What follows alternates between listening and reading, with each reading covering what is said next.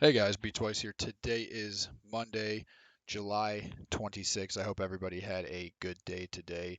We're going to be doing Elliott wave theory analysis on a handful of stocks and then the indices to see where they could be going. So somebody asked about NVDA yesterday, and so I figured that we would go over NVIDIA real fast to start it off. So basically what I'm seeing, and I am long NVIDIA, what I'm seeing is that we had a 1, 2, 3, and we pulled back and we bottomed for our 4. So down over here, we actually had a three-wave move, an A, a B, a C.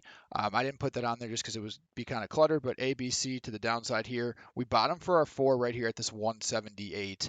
I believe that was right before the split. So what have we seen since then? Since then, we have a 5 waves up. We have a 1, 2, 3, 4, 5.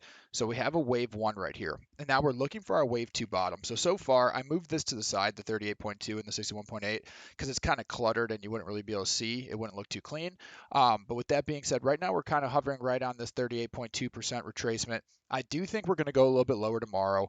I'm still kind of waiting for the indices to kind of pull back a little bit. I think that's going to happen sometime this weekend. I think it's going to be this next couple days. And I do think that's going to be a dip to buy. But with that being said, I do think NVIDIA is going to go a little bit lower.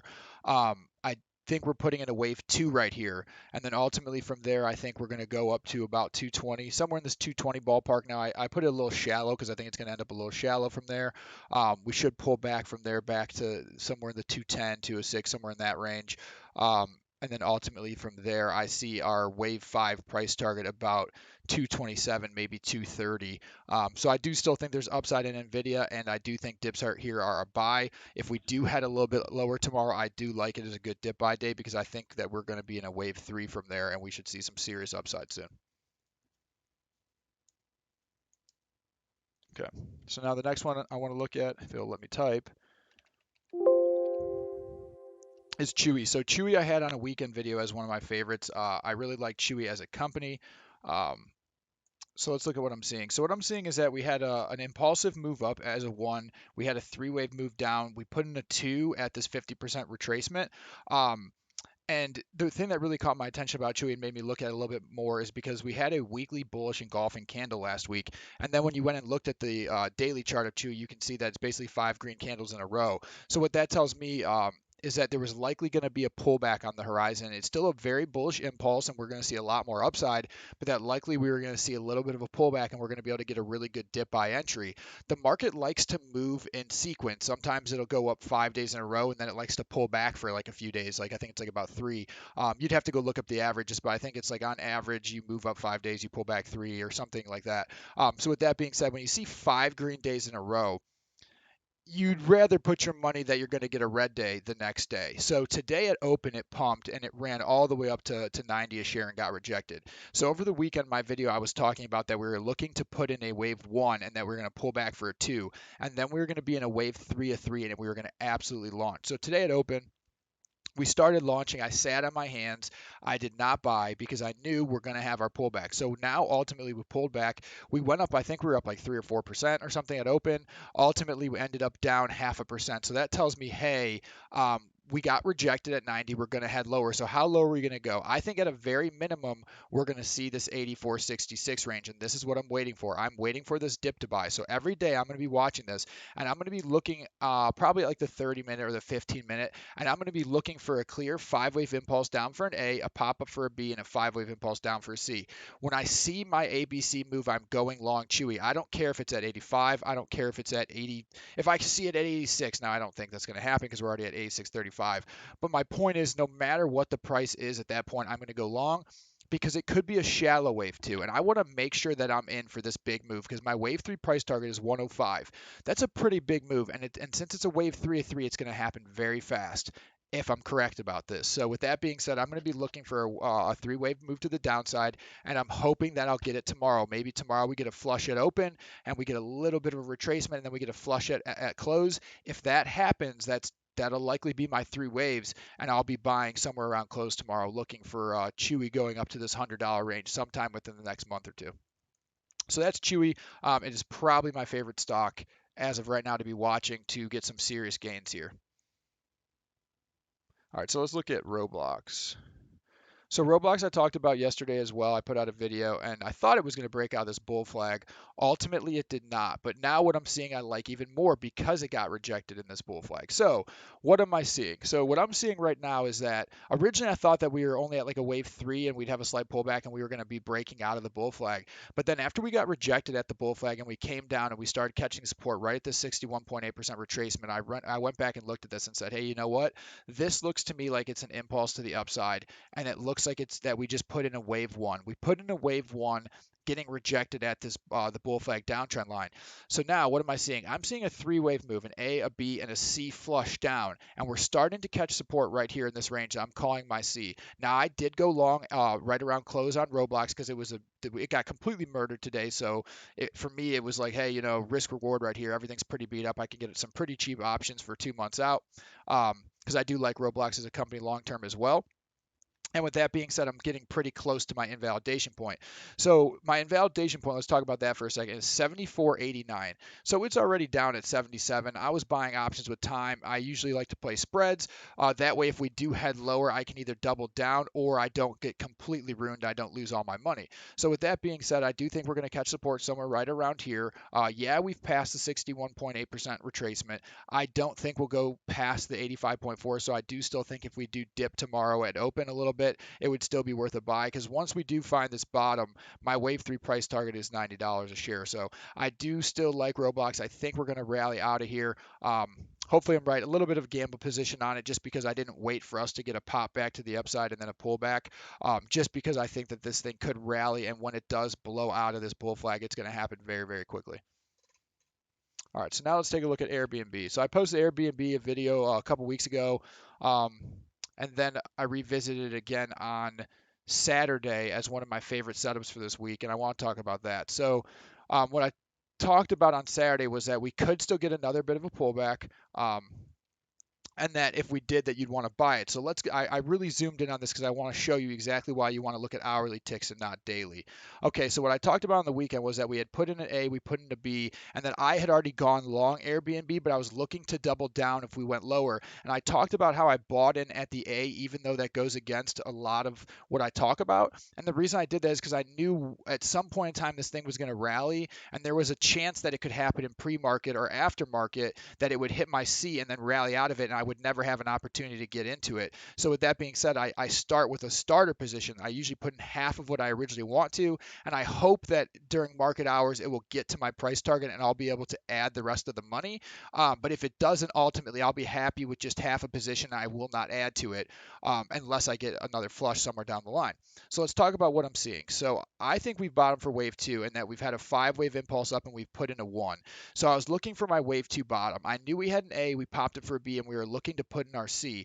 Now, what happened today in pre-market? At 4 a.m., we had a massive dump. I actually thought the indices were going to flush today because of how big the futures were down when I woke up this morning to go to work.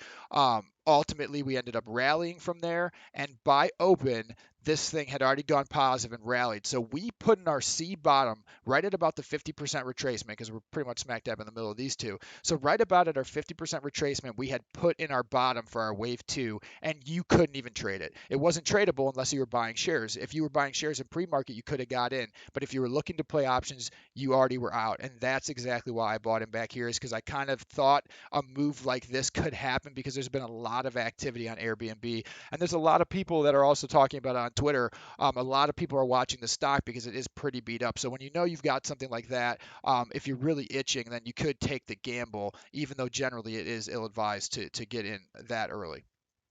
Okay, so that's Airbnb. So if you're in it with me, then obviously you're already starting to really make a good amount of money because we're already up almost 2.5%, even above where we were when we got in. So let's look at Boeing. So Boeing has really paid off. I called buying the dip on Boeing a few weeks ago when we were coming down here. So anybody who got in has really started making money on this guy as well. And I talked about how you want to take your initial investment off the table as quick as possible, but at the same time, you want to let your runners run. So like a lot of times it's good to have multiple pieces of the position. So if you have some call options or some spreads, have multiple of them. That way, when you get 100% gain, if you get lucky enough to get that, you can sell one of them and keep one of them open, and you essentially have a free position.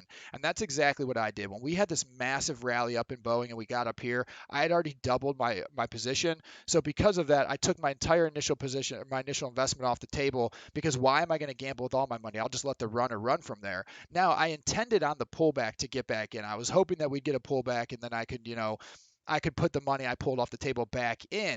But it's the same thing that we saw with Airbnb. This too got put in during pre-market today. So there was no way it was tradable. By the time open happened, you could have still got in.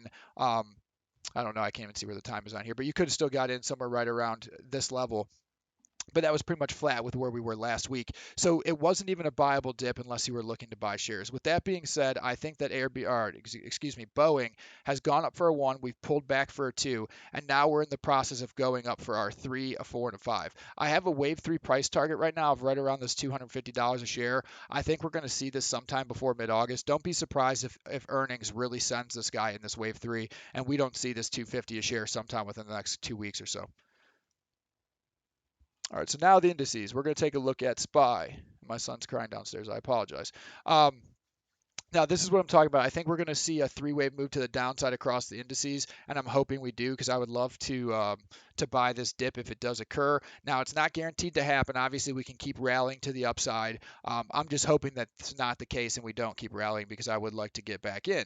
But with that being said, I think that we had a 1, a 2, a 3, a 4, and now we're going up for our 5. And I've been talking about this now since the middle of last week, that I think we're putting in this impulse up for a 1. We're going to have a 3-wave move to the downside for a 2. This 2 could be shallow. It could be 435. It could go deep and be 429. It really just depends. We need to see what's happening. It looks like the indice is still going up a tiny bit after hours. So we'll see what happens. If we don't get the 3-wave pullback, I will not be trading SPY. I already have a position in this in QQQ. A couple months out, so I won't be looking to get in unless I'm lucky enough to get a flush, because I'll just look at other stocks that have gotten the flush, because it's risk reward at that point. This thing is going up at like, I don't know, a 70-degree angle. That's not sustainable. It has to pull back. Generally you want to see stocks going up at like a 45-degree angle. When you're going up at a 70-degree angle, I would not be buying calls on that stock. There's better opportunity elsewhere. So this is what I see. I think we're going up to make a 1, and we'll get a pullback for 2. And if we're lucky, we'll get 3 waves to the downside. And at this spot, we'll go long. All right, QQQ. I didn't even change this from the weekend update. This is what I see, and I kind of think that we put our 4 in today. So over the weekend update, I said that we'd pull a little bit back for a 4, we'd go up for a 5, and then we'd flush down for a 2. I still think that. I think we put in our 4. So this is the line I drew on the weekend. I think we just put in that bottom, and now I think we're going up for a 5. It may not go all the way up to this 370 range. It's probably going to be a little shallow, but I do think tech earnings may take it a little higher tomorrow. And then from there, I think we're going to see a 3-wave flush to the downside. That could take us as low as 360. Time will tell. But this is going to be a very, very buyable dip if it does happen. If it does not happen, I will not be adding money to QQQ. Same thing as SPY. Look at how high, look at the angle. Here going up, it's probably about a 60-degree angle or something in that ballpark. With that being said, that's not sustainable. At some point, it has to pull back. So I'm not going to be putting my money on options without a pullback first.